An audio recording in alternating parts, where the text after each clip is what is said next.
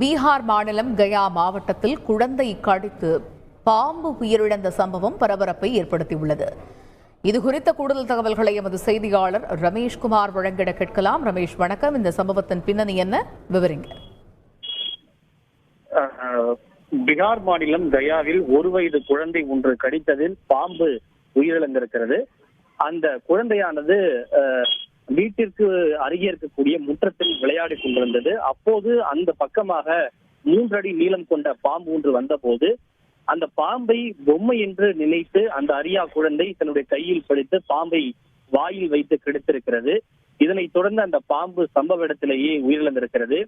உடனே அந்த தாய் வெளியே வந்து பார்த்த பிறகு பதறியடித்துக் கொண்டு அந்த குழந்தையை அருகில் இருக்கக்கூடிய ஆரம்ப சுகாதார நிலையத்திற்கு அழைத்து சென்று மருத்துவர்களிடம் இந்த சம்பவத்தை விளக்கி இருக்கிறார்கள். குழந்தைக்கு இதனால் ஏதேனும் பாதிப்பு ஏற்படுமோ, விஷம் ஏறி ஏற்படுமோ என்கிற